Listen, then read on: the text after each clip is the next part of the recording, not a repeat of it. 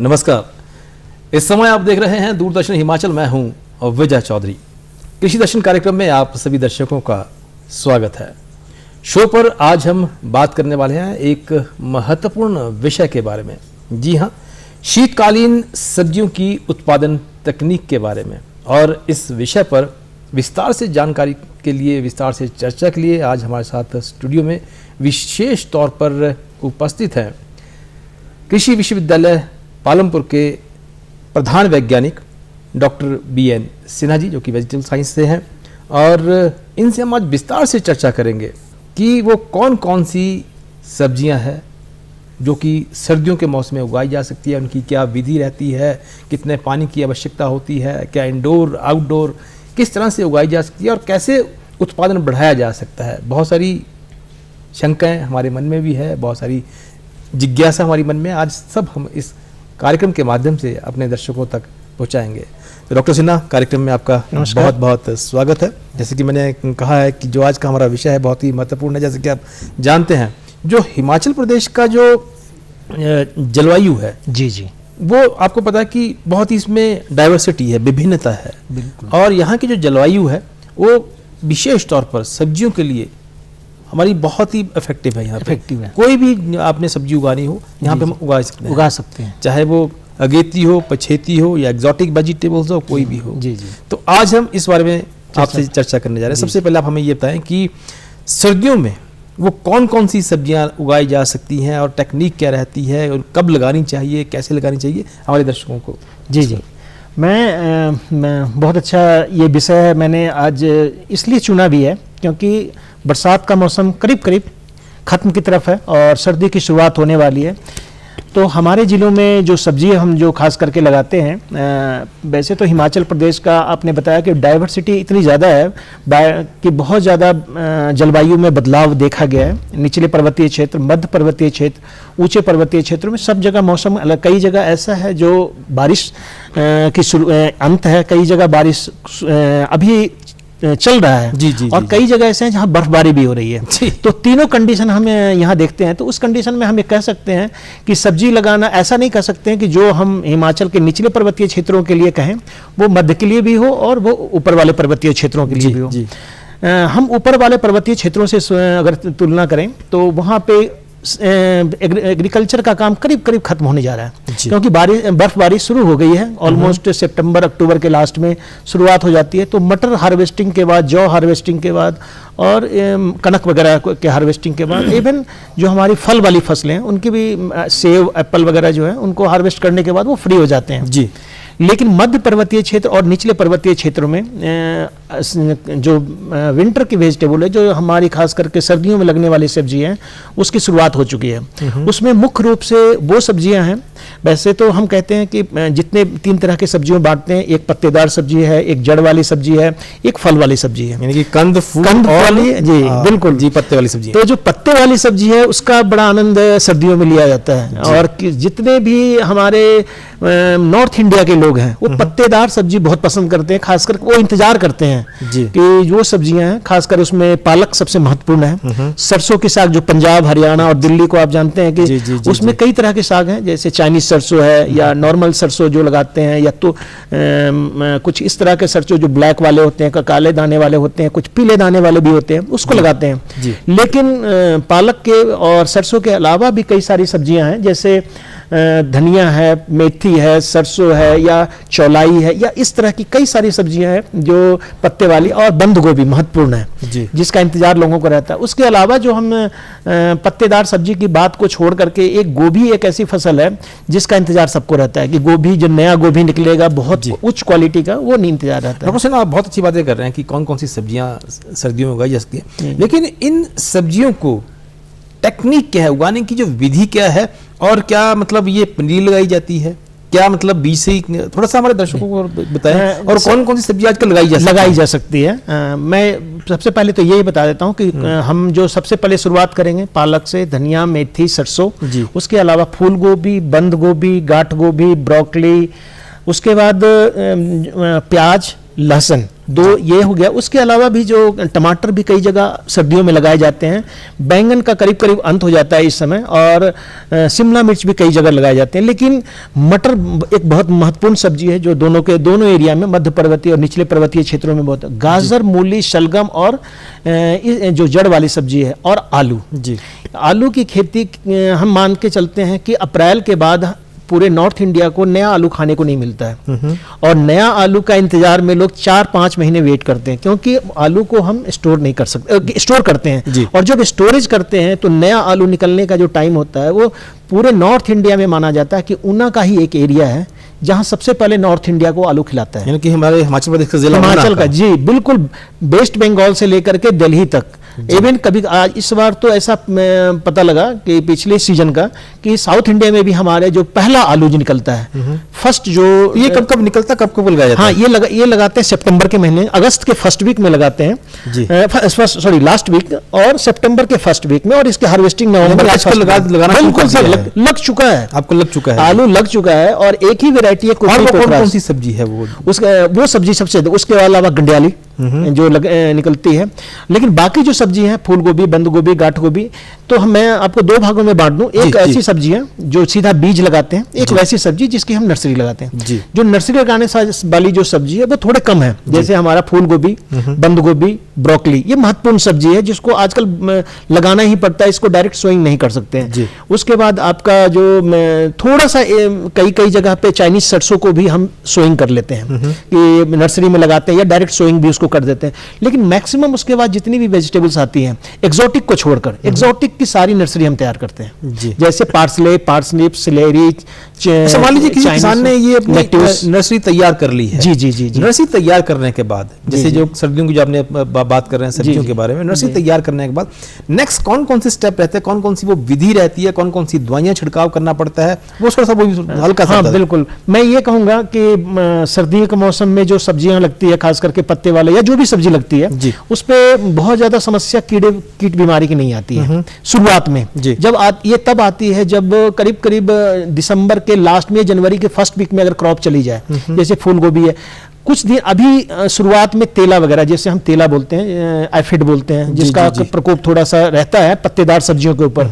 उसके अलावा उसके बाद बहुत कम बीमारियां इस समय आती है। तो देखिए अब तो हाइब्रिड का जमाना है, मतलब सर अब तो 12 के 12 महीने कोई भी सब्जी आप कभी भी उगा सकते हैं, ले सकते हैं, उसका आनंद ले सकते हैं। कुछ दो एक सब्जी है जिसको मैं समझ रहा हूँ कि अभी भी वो उस बैरियर को पार नहीं किया है, वो एक आलू है जी, जिसको अभी भी इंतजार रहता है लोगों को कि यह 4 महीना मेरा कैसे गुजरेगा। वो मीठा आलू खाना पड़ेगा जी, क्योंकि उसमें स्वीटनेस आ जाता है जब हम स्टोरेज करते हैं। अदरवाइज मैक्सिमम वेजिटेबल जो हिमाचल में होता है वो sir through out the season चलता रहता है, कहीं ना कहीं उगता रहता है। कहीं लहसुन की हार्वेस्टिंग हो चुकी है, कहीं लहसुन लगा रहे हैं, हिमाचल में ही आपको मिलेगा। कई जगह लहसुन की पहली फसल नवंबर में आ जाएगी। थोड़ी सी इसके बारे में संक्षिप्त जानकारी भी दें। लहसुन के बारे में मैं इतना बोलना चाहूंगा कि लहसुन हमारे जो हिमाचल प्रदेश पालमपुर कृषि विश्वविद्यालय द्वारा जो एक GHC1 है, बहुत अच्छी किस्म है, उसमें 9 से 10 कलियां हैं और सफेद और पिंक कलर के लिए, पर्पल कलर को लिए हुए हैं, और ये बहुत अच्छी वैरायटी है। 250 क्विंटल तक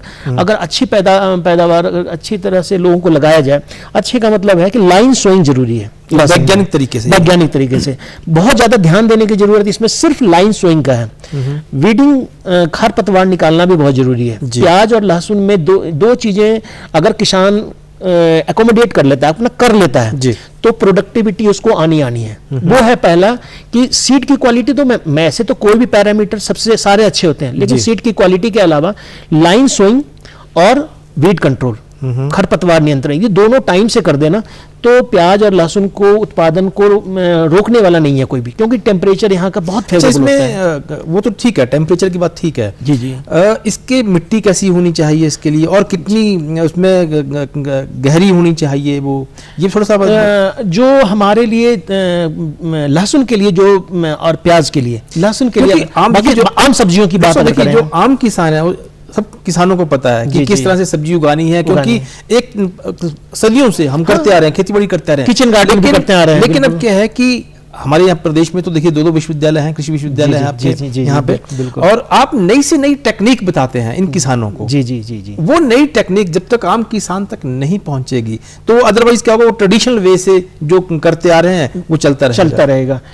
थोड़ा मैं एक चीज तो किसान को जरूर कहूंगा कि किसान भाई, अगर आप सब्जी कुछ भी लगा रहे हो तो बीजों का चयन सही करना चाहिए जी। सबसे पहला मार किसान यहीं पे खा जाता है। हम कई बार किसानों के साथ ऐसा संयोग हुआ है कि किसानों ने अर्ली कॉलीफ्लावर मिड में लगा दी, या मिड अर्ली कॉलीफ्लावर को जाके लेट में लगा दिया, उनका बल भी नहीं, कर्ड ही नहीं बना, और किसान सारी मेहनत कर जाता है। तो बीज का चयन करने में सावधानी जरूर बरतें। कृषि विज्ञान केंद्र है, कृषि विश्वविद्यालय है, उनसे आप फोन करके अगर वैज्ञानिकों से पूछें, हर एक जिले में है तो बिल्कुल केंद्र, हर जिले में 12 के 12 कृषि विज्ञान केंद्र हैं, 12 उसके 12 करीब अनुसंधान केंद्र हैं। उसके अलावा 2 कृषि विश्वविद्यालय हैं, उसके अलावा एग्रीकल्चर डिपार्टमेंट है, हॉर्टिकल्चर डिपार्टमेंट है। जानकारी जरूर लेनी चाहिए कि बीज के चयन के लिए, और वो बीज का चयन में सबसे ज्यादा मुश्किल हमारी होती है। किसानों को यहीं पे सारी मेहनत कर देते हैं, और जब फल निकलने के समय आता है तो वो उस क्वालिटी का निकलता जिसकी क्वालिटी का उनको चाहिए। मेहनत, उसके अलावा खाद और उर्वरक की बात है जहां तक, तो मेरे समझ से हमारा जो हिमाचल का एरिया है, जिसमें किसान सीमांत किसान, या जिसको हम बोल सकते हैं कि बहुत ज्यादा लैंड होल्डिंग वाले किसान नहीं है, छोटे छोटे जोते हैं, तो मैनेजमेंट उनके लिए प्रॉपर है। मैनेजमेंट का मतलब है कि उसमें इनके पास पशुपालन भी साथ में करते हैं, गोबर का, केचुआ खाद का, या जो भी उर्वरक आप यूज करते हैं, खेत को फर्टाइल बनाते हैं, आप उसके संरचना को ठीक करते हैं, तो वैज्ञानिकों से जरूर पूछ लें कि हमारे लिए ये कौन से क्रॉप के लिए बढ़िया रहेगा। जैसे हम मान के चलते हैं कि जो ऊना की गंडियाली है उसको आप कांगड़ा में लगा दीजिए, नहीं होगा। हम अगर मटर, जो किन्नौर का मटर है, वो उसको यहाँ लगा देंगे तो नहीं होगा। हम फूल गोभी जो सोलन का है उसको लाहौल स्पीति में लगा देंगे तो नहीं होगा।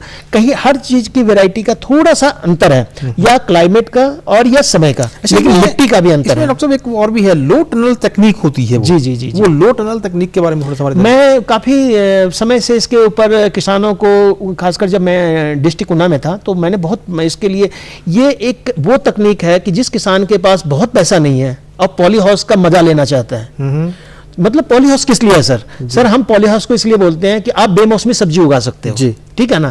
और वो खास करके निचले पर्वतीय क्षेत्रों में जो हमारा है, ऊना का डिस्ट्रिक्ट का एरिया, या बिलासपुर, या आपका कांगड़ा डिस्ट्रिक्ट का निचले, उसमें क्या करते हैं लोग कि कहते हैं कि जो हमारे जो खेत उतने बड़े नहीं है जिसमें मैं पॉली हाउस लगा सकूं, तो मैं क्या करूं, तो उसमें लो टनल तकनीक को हम प्रीफर करते हैं। आप लो टनल में लगा दीजिए, और उससे क्या होता है कि आपकी अगेती कल्टीवेशन, आज पंजाब इसको पूरा अडॉप्ट कर चुका है।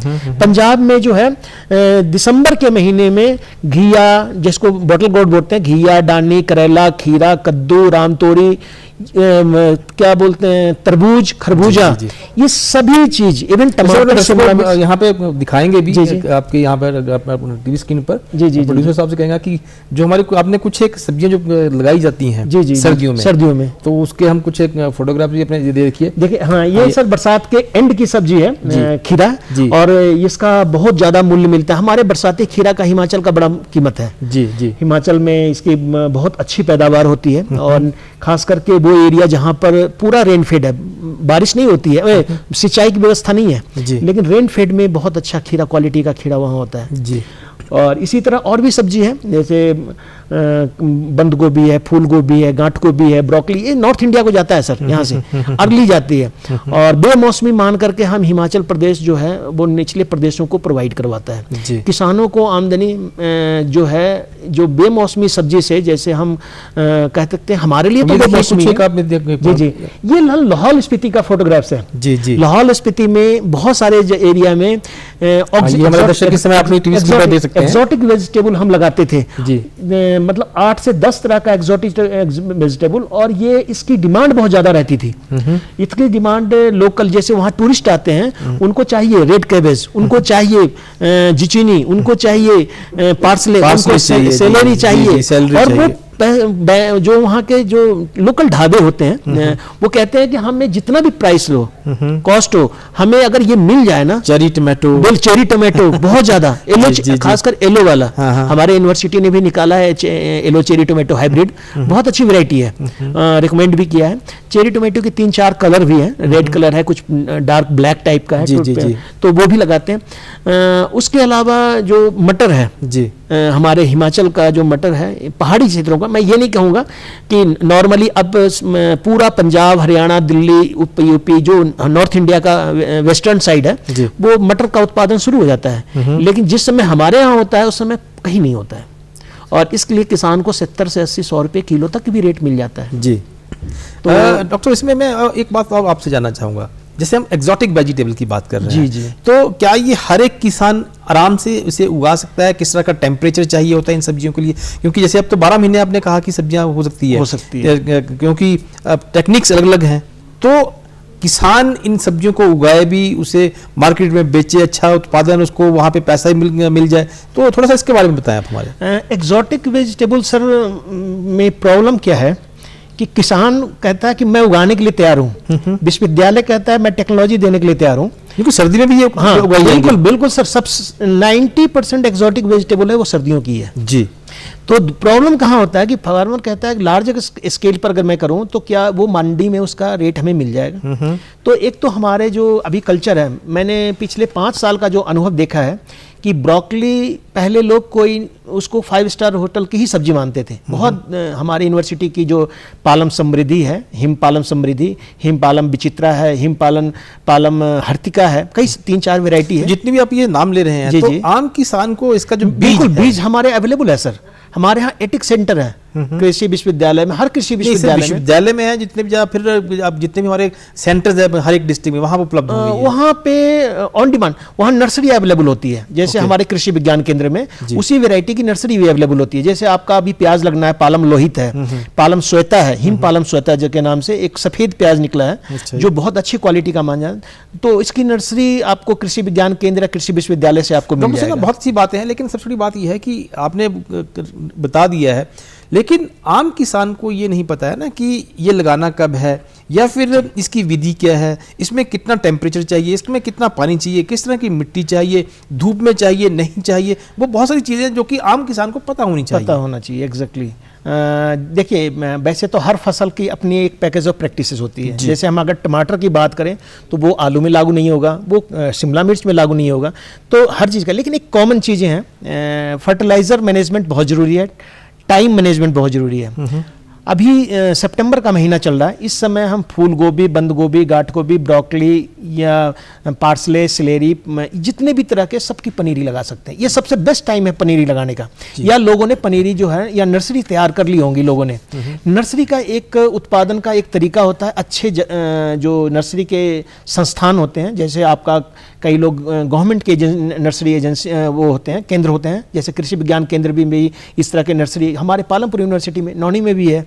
तो आप वहाँ से नर्सरी के पौधे लें या बीज लें, या नर्सरी बनाने की तकनीक जो लो टनल तकनीक जो बताया वो उसी के लिए है नर्सरी। अगर लेकिन डॉक्टर साहब, सबसे बड़ी बात यह है कि एक आदमी मान लीजिए सिरमौर में है, एक आदमी स्पीति में, एक किन्नौर में है, जी, तो हर एक आदमी के लिए पॉसिबल नहीं है कि वो पालमपुर में जाकर आपको लेके आए। जी जी। या तो जो आपके कृषि विज्ञान केंद्र है वहाँ पे ये अवेलेबल हो, जी जी, या फिर उनको ऐसी पता होनी चाहिए कि किस तरह से इसकी जो पनीरी है तैयार की जा सके। नर्सरी तैयार करने के लिए सर मैंने कुछ फोटोग्राफ्स भी डाले थे, और मैं चाह रहा था कि वो जो नर्सरी का एक पर्टिकुलर, देखिए कोई भी नर्सरी, वेजिटेबल की नर्सरी हम ओपन में रिकमेंड नहीं करते हैं जी। जब भी हम ओपन में नर्सरी को रिकमेंड लगाते हैं तो हमें चांसेस रहता है कि कीट और बीमारियों का प्रकोप उस समय शुरुआत हो जाता है। हाँ, तो हम किसान को चाहते हैं कि उनको स्वस्थ नर्सरी प्रोवाइड करें, उसके लिए हम लाइन में सोइंग करते हैं। लाइन सोइंग नर्सरी में बहुत जरूरी है। लाइन सोइंग करने से प्रॉपर डेप्थ पे करेंगे तो एक एक जो बीज का जो डेप्थ है, जितना गहरा होगा, जितना सही डिस्टेंस पे लगा होगा, तो उसकी जो नर्सरी पौध होगी वो एक समान होगा, एक समान संरचना को। उसमें भी 2 टेक्निक है सर। डॉक्टर साहब, सबसे बड़ी चीज है कि जल प्रबंधन कैसे किया जाए।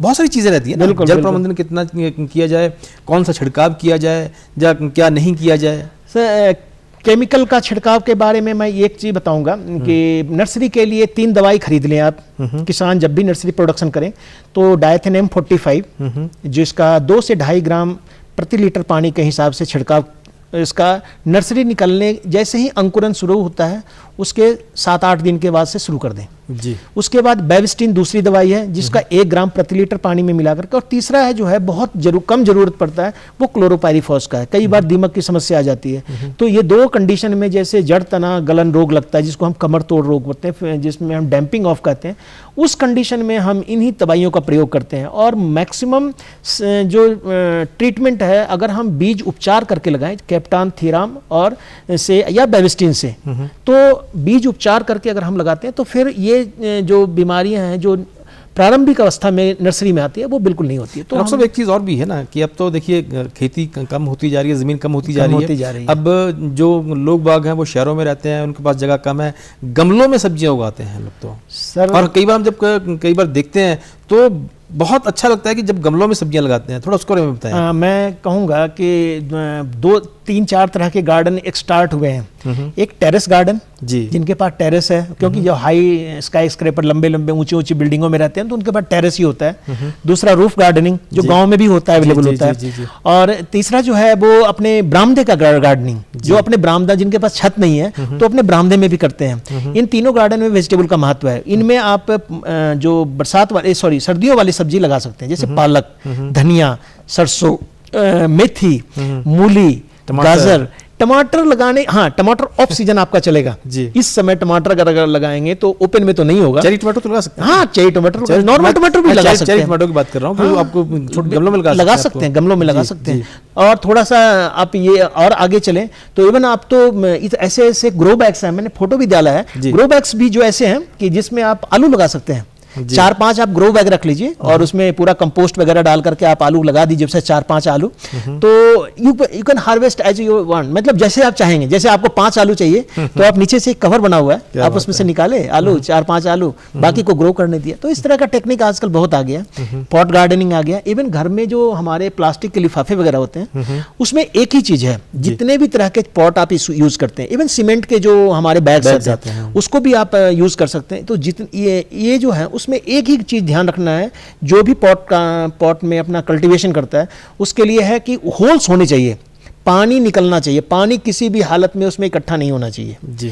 ये सबसे ज्यादा डिमेरिट है। बहुत सारे लोग हैं पॉट खरीद के लाते हैं, उसमें छेद बना होता है, नहीं तो कई बार वो जगह बना होता है लेकिन उनको पता नहीं होता, मिट्टी वगैरह फिल कर देते हैं, पौधे लगा देते हैं, पानी डालते रहते हैं और देखते हैं बाद में उसका रूट जो है वो गल गया है। डॉक्टर सिन्हा, आपने बहुत अच्छी बातें आज हमारे दर्शकों के साथ साझा की हैं और हमें आशा नहीं बल्कि पूरा विश्वास है कि जो आपने लास्ट में जो बातें कही आपने किस तरह से रूफ गार्डनिंग, पॉट गार्डनिंग और टेरेस गार्डनिंग के बारे में, तो सब लोग इसको उगा सकते हैं। और जो किसानों को पनीरी के बारे में बताया है कि किस तरह से आप उसकी जो विधि है या क्या क्या चाहिए होता है, तो वो दर्शकों ने, हमारे किसान भाइयों ने भी इस कार्यक्रम को विस्तार से देखा होगा, अच्छी जानकारी दी है। तो आपका कार्यक्रम आने के लिए बहुत बहुत धन्यवाद। तो फिलहाल कृषि दर्शन कार्यक्रम में आज बस इतना ही, लेकिन आप बने रहिए दूरदर्शन हिमाचल के हमारे नए कार्यक्रमों के साथ। नमस्कार।